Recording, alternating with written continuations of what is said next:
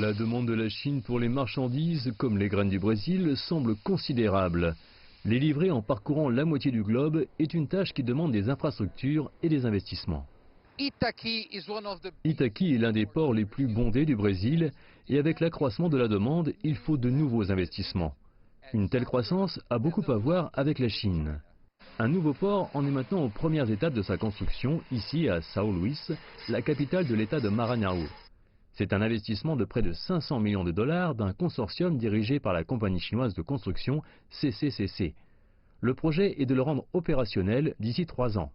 Le port sera doté d'un pont d'1 kilomètre dans la mer, permettant ainsi à 3 bateaux en même temps de bénéficier d'au moins 20 mètres de profondeur pour accoster. Le PDG du port déclare que c'est un lieu de choix pour les besoins logistiques de la Chine. C'est l'arche nord du Brésil. D'ici, on est à 2 pas du canal du Panama. On est aussi très proche de la côte est des États-Unis et de l'Europe. Par le canal du Panama, on peut aussi atteindre facilement la Chine. Le port de São Luís est l'investissement infrastructurel chinois le plus avancé prévu pour le nord-est du Brésil, la région la plus pauvre du pays. Le vice-gouverneur de l'État de Maranhão dit que la région espère d'autres investissements chinois. Les Chinois ont ce dont nous avons besoin. Ils ont les ressources, la technologie et sont intéressés par l'expansion de leurs affaires dans le monde entier. Donc je pense que cela profite à tout le monde. Pour nous, c'est important car cela crée des emplois, augmente les salaires et la qualité de vie des gens.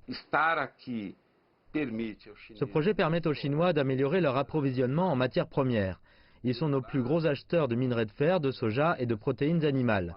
Cela les place près de marchés de grande consommation. Cependant, de grands projets d'infrastructure entraînent souvent des perturbations locales. Dans le cas du port de São Luís, l'entreprise et l'État sont encore en pourparlers avec la communauté traditionnelle des Carqueiros qui résiste à leur expulsion. Cela nous crée des ennuis. On ne sait pas vraiment ce qui va nous arriver. Je vis dans une très petite maison, je voulais l'améliorer mais finalement je ne fais rien car j'ai peur d'être expulsé.